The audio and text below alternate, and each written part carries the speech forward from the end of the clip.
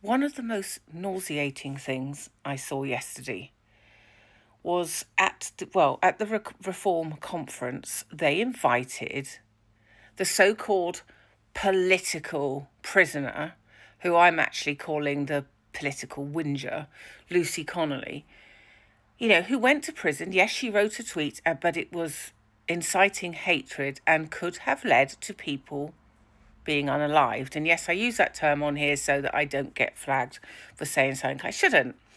So they called her on like some badge of honor, like some guest who had, you know, someone who'd done something so significant that it affects people's lives to the good, like somebody who had found the solution to overcoming cancer, who had helped support charities and had done some massive fundraiser. No, she went to prison and yet she was applauded and cheered and, come on, you're the UK's most well-known political prisoner. Yay.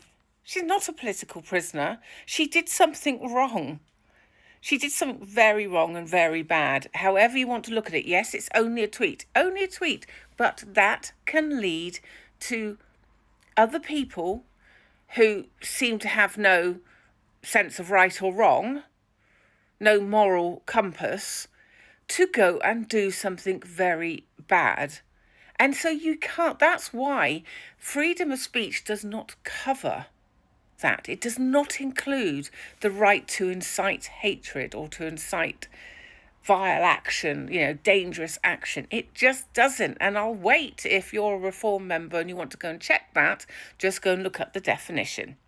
So, I just thought, I've seen people get less applause, when they have done something absolutely incredible.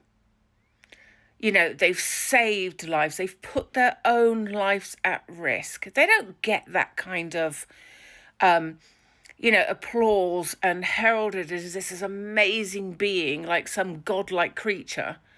They don't get that. So, why are we applauding somebody who went to prison for being really nasty and spiteful? And so, no doubt, she did say at the time that she wants to be involved in reform. What a shock. What a shock that she's going to use that as her platform to spread her nastiness. She's learned nothing by being in prison by the looks of it. And to be honest, I don't always think prison is the right place for people like that. What do they learn from it? Certainly all she's got is all of the whole of the right wing cheering her on, which tells you what people on the right side of politics, on the far right of the political spectrum, what they really care about. And they don't care about decency. Because if she had realised her mistake, if she had absolutely,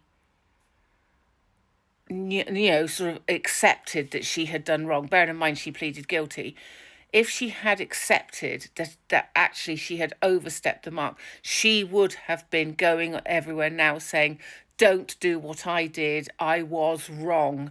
But she's not. She's just saying, that she blames Keir Starmer. It's always the same. It's funny, really, isn't it? And, when someone does something wrong, it's their fault. It was Keir Starmer's fault that she wrote the tweet. Don't think so, Lucy.